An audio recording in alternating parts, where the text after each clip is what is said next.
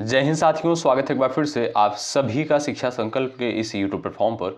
कैसे हैं आप सभी साथी? आशा करते हैं कि आप लोग बहुत ही अच्छे होंगे, स्वस्थ होंगे। आप सभी जानते हैं डेली सुबह 11:30 बजे सामान्य ज्ञान की स्पेशल क्लास होती है जो कि बीएड एंट्रेंस एग्जाम 2026 के लिए महत्वपूर्ण है। आप किसी भी स्टेट से हैं, उस स्टेट की बीएड या प्रवेश परीक्षा की तैयारी कर रहे हैं, डेली सुबह 11:30 बजे इस क्लास को करना बिल्कुल मत भूलिएगा। हमने आपसे कहा था यदि आप लोग डेली इन क्लासेस को अटेंड कर रहे हैं, आपको जीके जीएस सेगमेंट में कोई समस्या नहीं होगी, बहुत ही कंफर्टेबल फील करेंगे। तो आइए शुरू करते हैं आज के इस स्पेशल क्लास की। आप लोग पूरे धैर्य के साथ अंत तक बने रहिएगा इस पूरी क्लास में, और अंत में आप लोग ज़रूर बताइएगा कि आपने इन 50 सवालों में से कितने सवालों को बिल्कुल सही करने का प्रयास किया है। तो चलिए शुरू करते हैं। पहला क्वेश्चन देखिए, भारत के राष्ट्रीय ध्वज की लंबाई और चौड़ाई का अनुपात कितना होता है? डबल स्टार लगाइए इस सवाल पर। और ये सवाल साथियों पेपर में जो है पूछा जा चुका है, ध्यान रखिएगा, ठीक है। तो भाई जो भी साथी यहाँ पर जा रहे हैं ऑप्शन नंबर सेकंड पर, वो बिल्कुल राइट हो जाएंगे। साथियों भारत के जो राष्ट्रीय ध्वज है इसका लंबाई और चौड़ाई का जो अनुपात है 3:2 है। अगर आपसे सवाल पूछे कि चौड़ाई और लंबाई का अनुपात कितना है, तब आप कहिएगा 2:3 है, ठीक है। ध्यान रखिएगा आप लोग, ठीक है। साथियों अगर आपसे सवाल पूछा जाए कि राष्ट्रीय ध्वज का जो है डिजाइन किसके द्वारा तैयार किया गया था, ध्यान रखिएगा पिंगली वेंकैया के द्वारा। किसके द्वारा? पिंगली वेंकैया नायडू के द्वारा जो है इसका डिजाइन तैयार किया गया था। अगर आपसे सवाल पूछे कि राष्ट्रीय ध्वज को कब अपनाया गया था भारतीय संविधान सभा के द्वारा, ध्यान रखिएगा आप लोग 22 जुलाई 1947 को। कब? 22 जुलाई 1947 को जो है राष्ट्रीय ध्वज को साथियों अपनाया गया था, ठीक है। इन सारे पॉइंट्स को आप लोग याद रखिएगा। अगला क्वेश्चन, भारत का जो है राष्ट्रीय आदर्श वाक्य क्या है? क्वेश्चन नंबर सेकंड का उत्तर दे दीजिएगा आप लोग। भारत का जो है राष्ट्रीय आदर्श वाक्य क्या है? तो वो है साथियों आपका क्या? सत्यमेव जयते, यानी सदा जो है सत्य की ही विजय होती है, ठीक है। तो साथियों जो भारत का राष्ट्रीय आदर्श वाक्य है ये आपका कहाँ से लिया गया है, किस उपनिषद से लिया गया है? ये आपका दोस्तों मुंडक उपनिषद से लिया गया है, ध्यान रखिएगा। वेरी वेरी इंपॉर्टेंट सवाल है, पेपर में जो है यहाँ से क्वेश्चन बन चुका है, ठीक है। चलिए अगला सवाल देखिएगा, भारत के जो है राष्ट्रीय गीत के रचयिता कौन है? सभी को पता होगा। क्वेश्चन नंबर थर्ड का आप लोग यहाँ पर उत्तर दे सकते हो। सभी साथी बताएं भारत के जो है राष्ट्रीय गीत के रचयिता कौन है? अगर आपसे सवाल पूछे कि भारत के जो है राष्ट्रगान के रचयिता कौन है, तब आप कहिएगा रविन्द्रनाथ टैगोर जी हैं, ठीक है। यहाँ पर आपसे सवाल करता है कि राष्ट्रगीत के रचयिता कौन है, तो कौन है भाई? Bankim Chandra Chatterjee. Option number B बिल्कुल राइट आंसर हो जाएगा, ठीक है। और राष्ट्रगीत साथियों क्या है? वंदे मातरम है, ठीक है। और राष्ट्रज्ञान क्या है? जन गण मन, ठीक है। इन सारे पॉइंट्स को आप लोग ध्यान रखें। अगला सवाल देखते हैं, क्वेश्चन नंबर 4 स्क्रीन पर आपके लग चुका है, आंसर दीजिएगा यहाँ पर भाई। ज्ञानपीठ पुरस्कार के तहत कितनी राशि पुरस्कृत की जाती है? बताइए आपका सही उत्तर क्या हो जाएगा? फटाफट यहाँ पर सभी दोस्त आंसर देने का प्रयास करिएगा। चलिएगा साथियों अगर आपसे पूछा जाए कि ज्ञानपीठ पुरस्कार किस क्षेत्र में प्रदान किया जाता है उत्कृष्ट योगदान के लिए, ध्यान रखिएगा साहित्य के क्षेत्र में जो है उत्कृष्ट योगदान के लिए ये पुरस्कार जो है दिया जाता है, ठीक है। और इसमें साथियों कितनी राशि दी जाती है? ध्यान रखिएगा 11 लाख रुपए इसमें जो है प्रदान किए जाते हैं। ऑप्शन नंबर थर्ड जो दिया है बिल्कुल सही उत्तर हो जाएगा। एक बार भाई सभी साथी जो है सेशन को लाइक कर देंगे, शेयर कर देंगे अपने सभी साथियों के पास। यदि आप लोग टेलीग्राम चैनल से अभी तक नहीं जुड़े हैं, डिस्क्रिप्शन बॉक्स में लिंक आपको मिल जाएगा, जुड़ जाइएगा।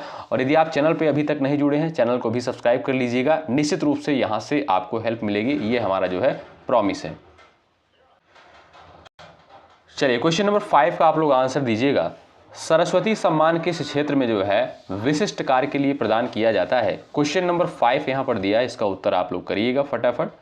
चलिएगा सरस्वती सम्मान जो है किस क्षेत्र में विशिष्ट कार्य के लिए प्रदान किया जाता है? तो ये साथियों आपका साहित्य के क्षेत्र में ये भी आपका पुरस्कार दिया जाता है। बी ऑप्शन आपका बिल्कुल यहाँ पर राइट आंसर होगा। क्वेश्चन नंबर 6 देखिए, ग्रैमी पुरस्कार जो है किस क्षेत्र में प्रदान किया जाता है? बताएं। क्वेश्चन नंबर 6 का राइट आंसर क्या हो जाएगा? सभी साथियों का उत्तर आना चाहिए। अभिनय, संगीत, गायन, इनमें से कोई नहीं। सभी लोग आंसर करिएगा। यहाँ पर ग्रैमी पुरस्कार जो है किस क्षेत्र में उत्कृष्ट योगदान प्रदान किया जाता है? तो आप देखेंगे साथियों यहाँ पर जो राइट आंसर आपका हो जाएगा संगीत के क्षेत्र में। ध्यान रखिएगा संगीत के क्षेत्र में जो है उत्कृष्ट योगदान प्रदान करने वाले व्यक्ति को ग्रैमी पुरस्कार से सम्मानित किया जाता है। ऑप्शन नंबर बी बिल्कुल आपका राइट आंसर होगा। क्वेश्चन नंबर 7वां है, भारत में जो है राष्ट्रीय बालिका दिवस कब मनाया जाता है? क्वेश्चन नंबर 7 का उत्तर बताएं। चलिएगा भारत में जो है राष्ट्रीय बालिका दिवस प्रत्येक वर्ष किस तिथि को मनाया जाता है? मोस्ट इंपॉर्टेंट सवाल है परीक्षा की दृष्टिकोण से। तो यहाँ पर भाई जो भी लोग जा रहे हैं 24 जनवरी पर, वो बिल्कुल राइट हो जाएंगे। साथियों ध्यान रखिएगा, प्रत्येक वर्ष जो है 24 जनवरी को राष्ट्रीय बालिका दिवस के रूप में मनाते हैं। आपका डी ऑप्शन जो यहाँ पर दिया है बिल्कुल सही उत्तर हो जाएगा, ध्यान रखिएगा। अगला सवाल देखिएगा, प्रत्येक वर्ष जो है वीर बाल दिवस कब मनाया जाता है? क्वेश्चन नंबर 8 का आप लोग यहाँ पर आंसर कर सकते हो। सभी दोस्तों का उत्तर आना चाहिए, बताएं। सभी लोग दीजिएगा जवाब। प्रत्येक वर्ष जो है वीर बाल दिवस किस तिथि को मनाया जाता है?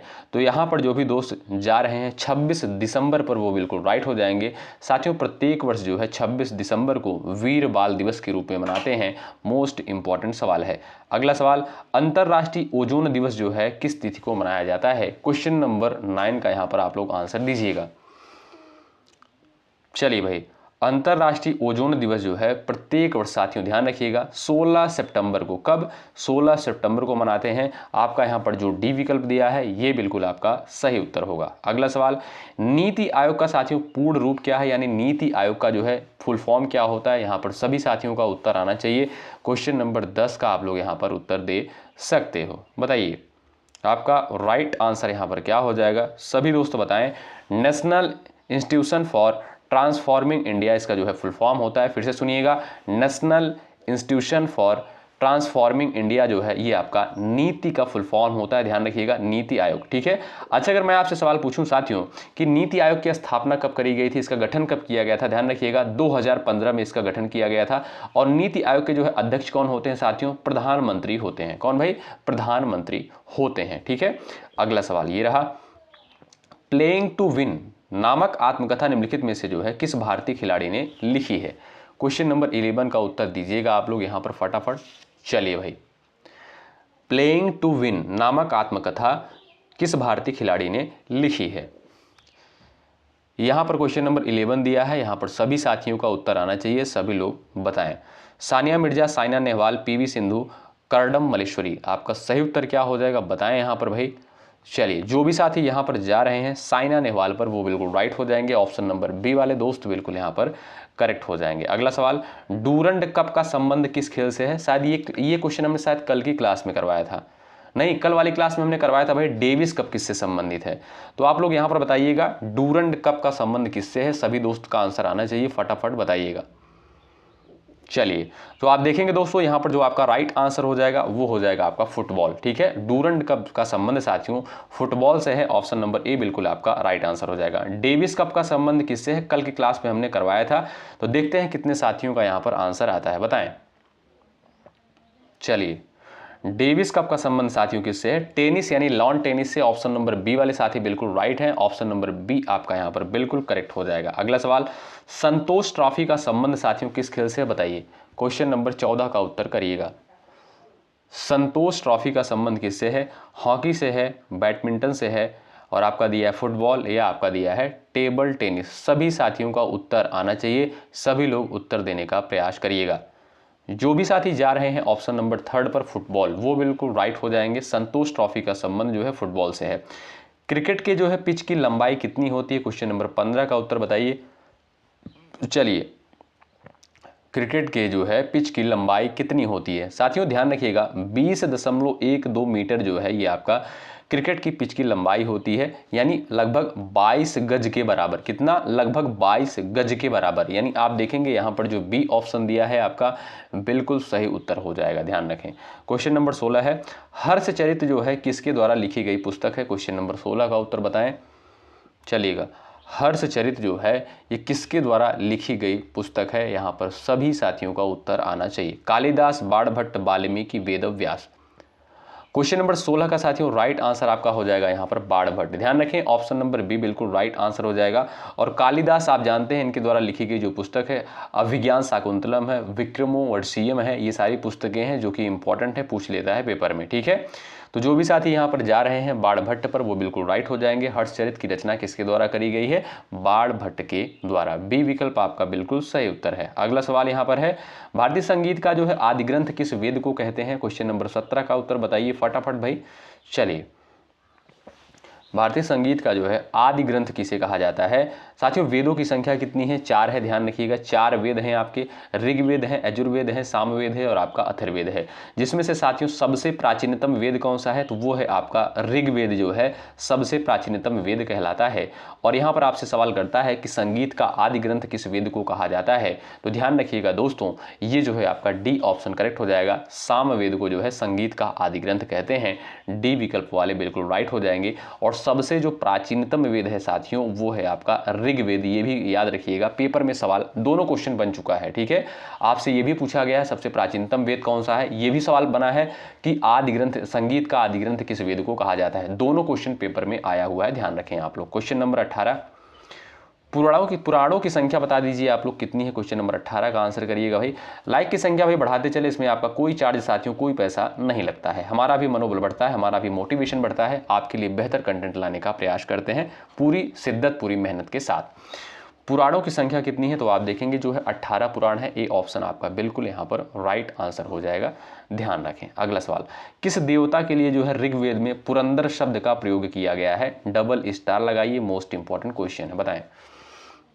इंद्र के लिए, अग्नि के लिए, वरुण के लिए, सोम के लिए, आप लोग बताइएगा किस देवता के लिए जो है ऋग्वेद में पुरंदर शब्द का प्रयोग किया गया है। साथियों ध्यान रखिएगा आप लोग, इंद्र देवता के लिए जो है ऋग्वेद में पुरंदर शब्द का प्रयोग किया गया है, यानी इन्हें ऋग्वेद में जो है पुरंदर कहा गया है। ध्यान रखें, ऑप्शन नंबर ए बिल्कुल यहाँ पर राइट आंसर हो जाएगा। किसके लिए भाई? इंद्र देवता के लिए। ए विकल्प आपका करेक्ट आंसर है। अगला सवाल, गायत्री मंत्र का उल्लेख साथियों किस पुस्तक में मिलता है? क्वेश्चन नंबर 20 का उत्तर बताएं आप लोग।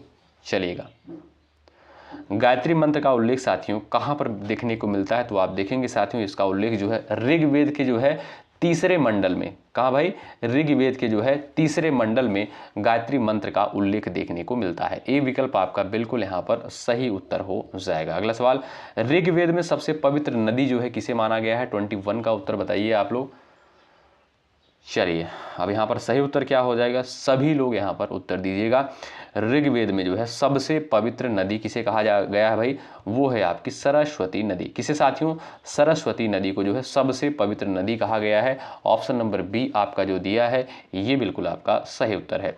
सारनाथ में जो है बुद्ध प्रथम प्रवचन जो है कहाँ कहलाता है? बताइए। क्वेश्चन नंबर 22 का उत्तर दीजिएगा यहाँ पर भाई। यानी आप जानते होंगे दोस्तों, ध्यान से सुनिएगा, सवाल अगर आपसे पूछा जाए कि गौतम बुद्ध के द्वारा अपना प्रथम उपदेश कहां पर दिया गया था, तो सारनाथ में दिया गया था, ठीक है।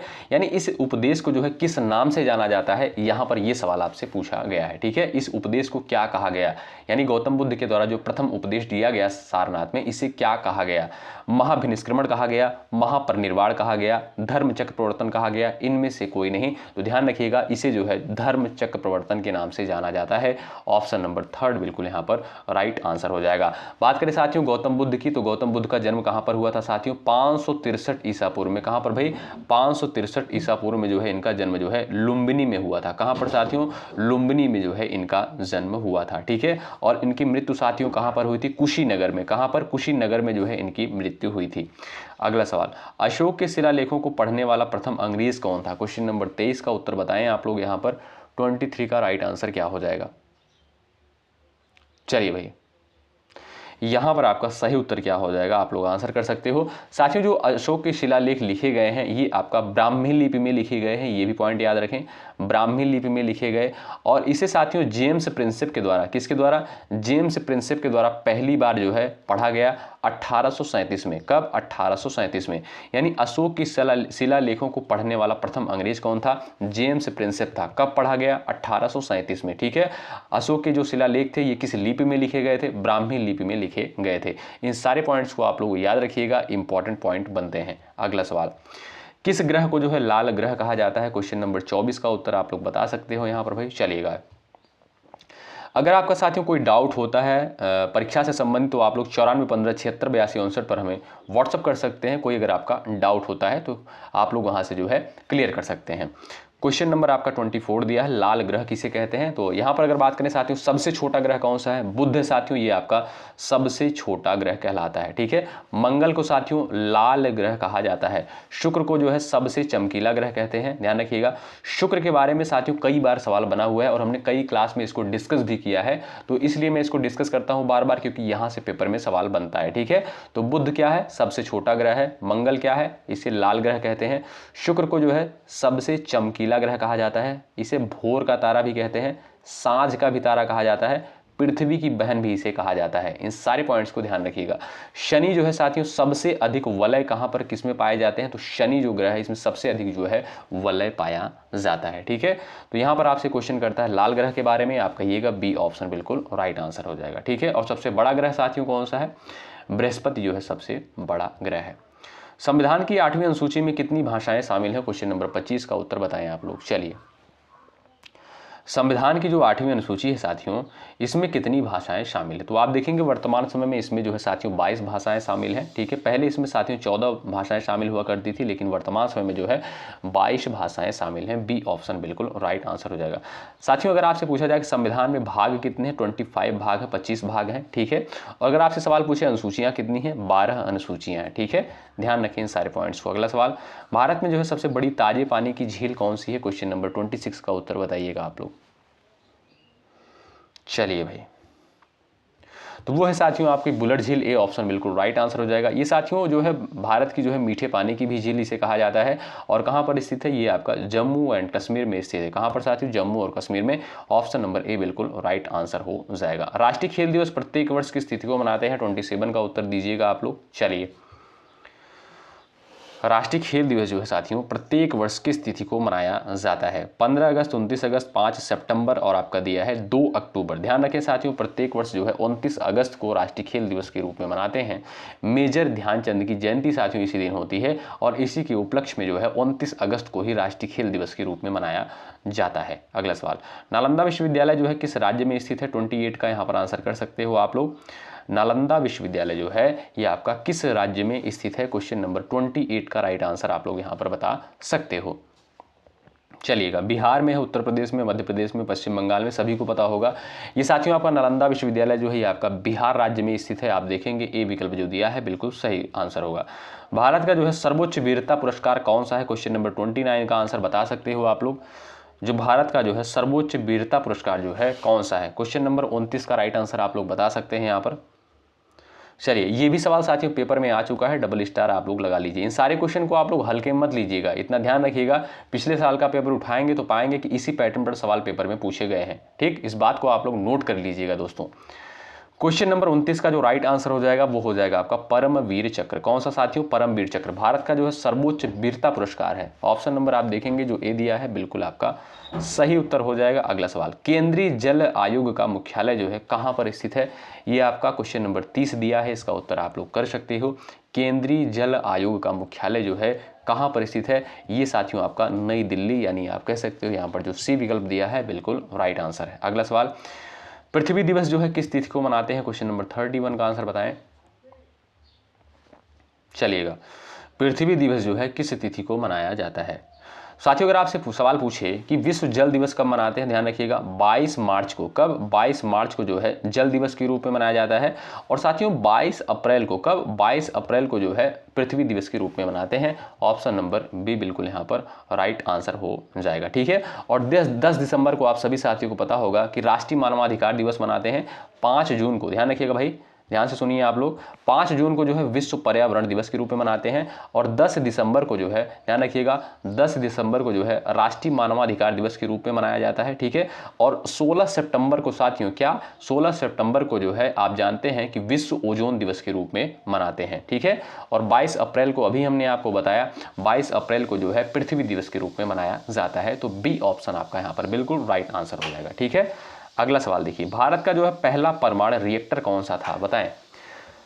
क्वेश्चन नंबर 32 का आंसर करिएगा। मैं फिर से साथियों आपसे कह रहा हूं, अगर आप लोग इस क्लास को 11:30 बजे कर रहे हैं, मैं आपको विश्वास दिलाता हूं, मैं आपसे प्रॉमिस करता हूं कि आपको जो है जीके जीएस सेगमेंट में कोई समस्या नहीं होगी, बेहतरीन स्कोर होगा आपका। चलिए, 32 का आंसर बताएं। भारत का जो है पहला परमाणु रिएक्टर जो है कौन सा था, 32 का आंसर बताएं। चलिए, भारत का जो है पहला परमाणु रिएक्टर कौन सा था? यहां पर सभी साथियों का आंसर आना चाहिए। बी ऑप्शन करेक्ट है, अप्सरा। बी विकल्प वाले दोस्त यहां पर बिल्कुल राइट हो जाएंगे। महात्मा गांधी ने जो है सत्याग्रह का पहला प्रयोग जो है कहां पर किया था? क्वेश्चन नंबर 33 का उत्तर बताएं। चलिए, सत्याग्रह का प्रयोग जो है महात्मा गांधी के द्वारा सबसे पहले कहां से किया गया था? साउथ अफ्रीका से। बी ऑप्शन बिल्कुल राइट आंसर हो जाएगा। मैं अगर आपसे सवाल पूछूं कि महात्मा गांधी जो है साउथ अफ्रीका से यानी दक्षिण अफ्रीका से भारत कब लौटे थे, आप लोग क्या बता सकते हो? देखते हैं किसका किसका आंसर आता है। ठीक है, देखते हैं भाई किसका किसका आंसर आता है। और उसी दिन साथियों भारतीय प्रवासी दिवस के रूप में भी मनाया जाता है। ठीक है, देखते हैं किसका किसका उत्तर आता है। अगला सवाल, भारत के जो है संविधान में मौलिक कर्तव्य किस संशोधन के द्वारा जोड़ा गया था? चलिए फटाफट छापिएगा आप लोग उत्तर। तो मौलिक कर्तव्य की साथियों बात करें, वर्तमान में कितने मौलिक कर्तव्य हैं? 11 मौलिक कर्तव्य भारतीय संविधान में शामिल है। और अगर आपसे पूछा जाए कि मौलिक कर्तव्य को किस संशोधन के द्वारा जोड़ा गया था, तो 42वें संविधान संशोधन 1976 के द्वारा, 42वें संविधान संशोधन 1976 के द्वारा जो है मौलिक कर्तव्य को भारतीय संविधान में जोड़ा गया था। और कितने मौलिक कर्तव्य हैं? 11 मौलिक कर्तव्य हैं। इस पॉइंट को भी आप लोग नोट कर लीजिए। अगला सवाल, बंगाल का विभाजन कब हुआ था? क्वेश्चन नंबर आपका 35 का उत्तर बताइएगा। चलिए भाई, यहां पर सभी साथी उत्तर करिएगा। और इस समय जो है गवर्नर जनरल कौन था? यहां पर सभी साथी उत्तर कर सकते हो। तो साथियों, जो बंगाल का विभाजन हुआ था, ध्यान रखिएगा, आपका हुआ था 1905 में। ठीक है, गवर्नर जनरल इस समय कौन था भाई? लॉर्ड कर्जन था। कौन साथियों? लॉर्ड कर्जन था। ध्यान रखें, ऑप्शन नंबर बी वाले दोस्त यहां पर बिल्कुल राइट हो जाएंगे। बी ऑप्शन करेक्ट हो जाएगा। संविधान सभा के जो है प्रारूप समिति के अध्यक्ष कौन थे? तो क्वेश्चन नंबर 36 का उत्तर आप लोग करिएगा यहां पर। चलिए भाई, संविधान सभा के जो है प्रारूप समिति के अध्यक्ष कौन थे? सभी दोस्तों का उत्तर आना चाहिए क्वेश्चन नंबर 36 का। तो जो भी दोस्त यहां पर जा रहे हैं भाई ऑप्शन नंबर बी पर, वो बिल्कुल राइट हो जाएंगे। साथियों, प्रारूप समिति के जो अध्यक्ष थे डॉक्टर बी.आर. अम्बेडकर थे। और संविधान सभा के जो अस्थायी अध्यक्ष थे वो कौन थे भाई? डॉक्टर राजेंद्र प्रसाद थे। ध्यान रखिएगा।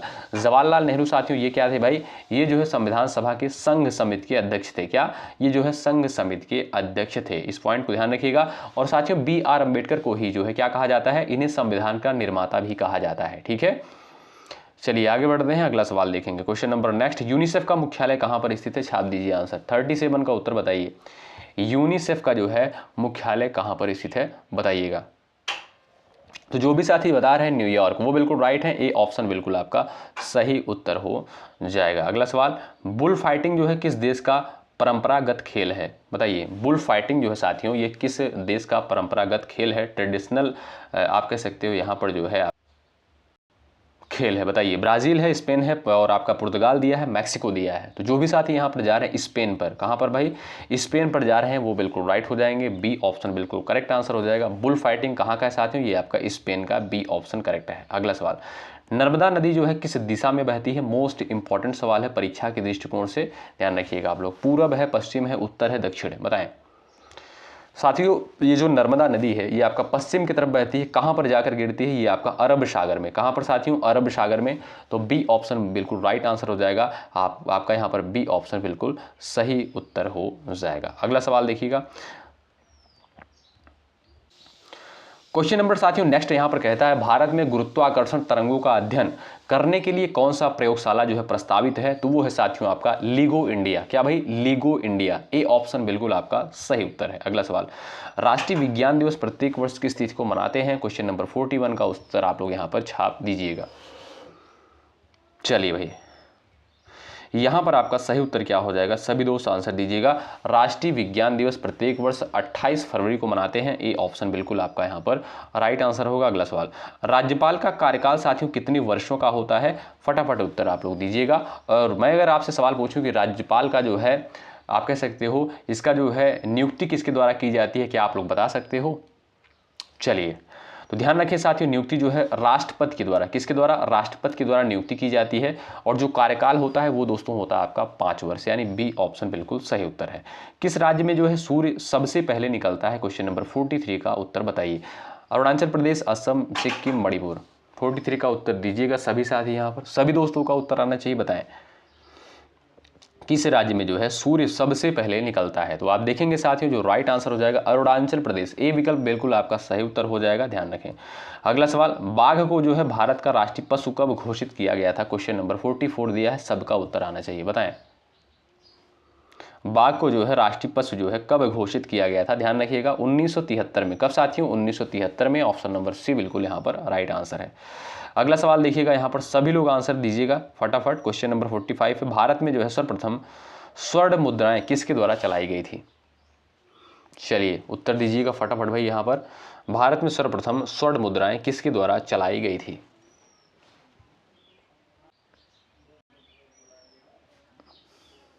चलिए सभी दोस्त यहाँ पर उत्तर दीजिएगा।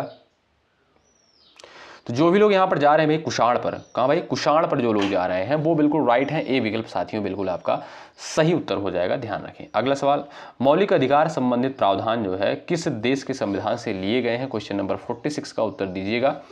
मौलिक अधिकार संबंधित प्रावधान जो है किस देश से लिए गए हैं? क्वेश्चन नंबर 46 का उत्तर आप लोग करिएगा। यहाँ पर राइट आंसर आपका क्या हो जाएगा? तो मौलिक अधिकार की साथियों बात करें, मौलिक अधिकारों की संख्या वर्तमान समय भारतीय संविधान में कितनी है? 6 मौलिक अधिकार दिए गए हैं नागरिकों को, ठीक है। और कहाँ से लिया गया है? यूएसए यानी अमेरिका के संविधान से ये प्रावधान लिया गया है। इस पॉइंट को ध्यान रखिएगा। यहाँ पर जो भी साथी जा रहे हैं ऑप्शन नंबर 3 पर अमेरिका, वो बिल्कुल राइट आंसर है। अगला सवाल, दल बदल संबंधित कानून जो है किस अनुसूची में निहित है? 47 मोस्ट इंपॉर्टेंट सवाल है, बताइए। दल बदल कानून जो है ये आपका किस अनुसूची से रिलेटेड है? 8वीं, 9वीं, 10वीं और आपका दिया 7वीं। तो जो भी साथी आप यहाँ पर जा रहे हैं 3rd ऑप्शन पर, 10वीं अनुसूची पर, वो बिल्कुल राइट है। ऑप्शन नंबर 3 बिल्कुल करेक्ट आंसर हो जाएगा। दल बदल कानून जो है 10वीं अनुसूची से संबंधित है। नीति आयोग भारत के संविधान के किस अनुच्छेद के तहत जो है संगठित किया गया है? क्वेश्चन नंबर 48 का उत्तर बताएं। चलिए यहां पर आप लोग सभी साथी उत्तर करिएगा। राइट आंसर क्या हो जाएगा? नीति आयोग भारत के संविधान के किस अनुच्छेद के तहत संगठित किया गया है? अनुच्छेद 280 है, 282 है, 286 है। यहां पर आपके सामने 4 विकल्प दिए गए हैं, इनमें से कोई नहीं, सभी लोग यहां पर आंसर दीजिएगा। चलिए यहां पर साथियों अगर बात करें अनुच्छेद 280 की, इसके अंतर्गत वित्त आयोग को रखा गया है। क्या? वित्त आयोग, बड़ा इंपॉर्टेंट आर्टिकल है। अगर आपसे पूछा जाए वित्त आयोग का वर्णन किस अनुच्छेद में किया गया है? अनुच्छेद 280 के तहत किया गया। अनुच्छेद 282 की बात करें, इसके अंतर्गत साथियों संघ है या राज्य द्वारा अपने राजस्व से बाहर व्यय करने योग्य, ठीक है। और यहां पर देखेंगे साथियों अनुच्छेद जो 286 आपका है, इसमें क्या है? वस्तुओं की बिक्री या खरीद पर रोक लगाने पर प्रतिबंध है। ये आपका अनुच्छेद 286 के अंतर्गत रखा गया है। क्या? वस्तुओं की बिक्री या खरीद पर जो है कर लगाने पर प्रतिबंध किस अनुच्छेद के अंतर्गत है? 286, ठीक है। तो यहां पर आप देखेंगे इनमें से कोई नहीं, डी ऑप्शन बिल्कुल राइट आंसर हो जाएगा। अगला सवाल, कौन सा एक जो है बड़ा कोयला उत्पादक राज्य है? बिहार, केरल, असम, छत्तीसगढ़, बताएं। सबको पता होगा भाई। चलिए तो आप देखेंगे जो राइट आंसर है वो है आपका छत्तीसगढ़, डी ऑप्शन करेक्ट है। लास्ट सवाल और आप लोग इसका उत्तर करिएगा। भारत के जो है गृह मंत्री कौन थे? क्वेश्चन नंबर 50 का आंसर करिएगा। देखते हैं ऐसे कितने साथी हैं जो क्वेश्चन नंबर 50 का आंसर यहाँ पर करते हैं, ठीक है। इससे ये भी पता चलता है कि ऐसे कितने साथी हैं जो लास्ट तक क्लास में जुड़े रहते हैं, पूरे इत्मीनान के साथ, पूरे धैर्य के साथ, ठीक है भाई। और इस क्लास को आप लोग पूरा अटेंड करिएगा। मैं आपको विश्वास दिलाता हूँ आपका स्कोर जो है बेहतर होगा। मैं फिर से आपसे कह रहा हूँ साथियों, क्योंकि यहाँ पर डेली आपको 50 क्वेश्चन प्रोवाइड किए जाते हैं सुबह 11:30 बजे, और ये सभी प्रश्न जो है परीक्षा के दृष्टिकोण से महत्वपूर्ण होते हैं। आप लोग पिछले वर्ष का पेपर उठाइए, प्रश्न पत्र उठाइए, आप किसी भी स्टेट से हैं तो आप पाएंगे इसी पैटर्न पर सवाल पूछे जाते हैं जीके, जीएस के, ठीक है। तो एक बार भाई सभी लोग सेशन को शेयर कर दें, लाइक की संख्या बढ़ा दें, और यदि आप चैनल पर नए हैं सब्सक्राइब जरूर कर लीजिएगा। देखिए यदि आपको चीजें बेहतर लगती हैं तो ही आप लाइक करिएगा, तो ही आप सब्सक्राइब करिएगा, तो ही आप इस जो है क्लास को शेयर करिएगा, ठीक है, अन्यथा मत करिएगा। और देखिए यदि आप लोग टेलीग्राम से अभी तक नहीं जुड़े हैं तो डिस्क्रिप्शन बॉक्स में आपको लिंक देखने को मिल जाएगा, जरूर आप लोग जुड़ जाइएगा, ठीक है साथियों। चलते हैं, मिलते हैं आपसे अगली क्लास में, तब तक के लिए जय हिंद, जय भारत। मेहनत के साथ आप लोग तैयारी में लगे रहें। शुक्रिया।